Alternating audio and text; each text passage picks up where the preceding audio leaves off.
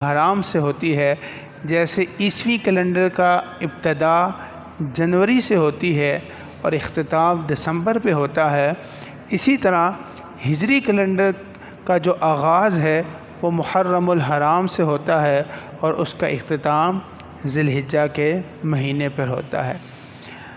لیکن آج ایک مسلمانوں کی بڑی تعداد ایسی ہے جن کو ہجری کیلنڈر کے بارے میں پتہ نہیں کہ کب آغاز ہوتا ہے، کب اختتام ہوتا ہے، ہجری کیلنڈر کے اندر مہینے کتنے ہیں، ان مہینوں کے نام کیا ہیں۔ یہ جو ماہ محرم الحرام ہے، اس ماہ مبارک کی اہمیت فضیلت کا اس بات سے بخوبی اندازہ لگایا جا سکتا ہے کہ آقا کریم صلی اللہ علیہ وسلم نے ماہ محرم کو شہر اللہ کہا، یعنی اللہ کا مہینہ۔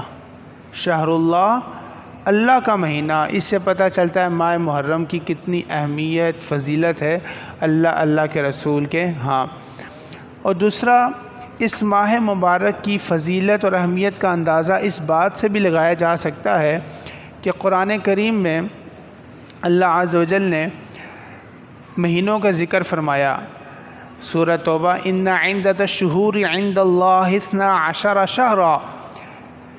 اللہ قرآن کریم میں ارشاد فرماتا ہے کہ اللہ تعالیٰ کی کتاب میں اللہ کے نزدیک مہینوں کی گنتی 12 ہے۔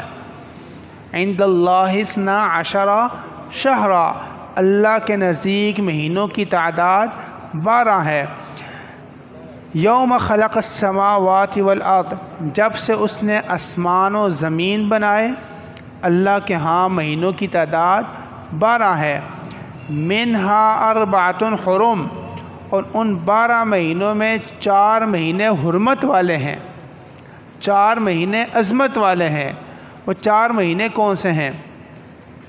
4 مہینے، ان میں سے 3 مہینے حرمت والے جڑے ہوئے ہیں، ذی القعدہ، ذی الحجہ اور محرم الحرام۔ اور چوتھا مہینہ رجب کا ہے جس کو حرمت والا مہینہ کہا جاتا ہے۔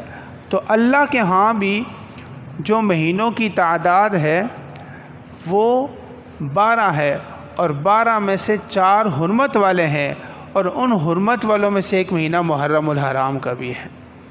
ایک تو اس کی فضیلت کا اس بات سے پتہ چلتا ہے کہ اللہ کے حبیب نے اس کو شہر اللہ کہا، اللہ کا مہینہ، اور دوسرا اس کی فضیلت اہمیت کا اس بات سے بھی پتہ چلتا ہے کہ یہ حرمت والا مہینہ ہے۔ 4 حرمت والوں میں سے مہینوں میں سے ایک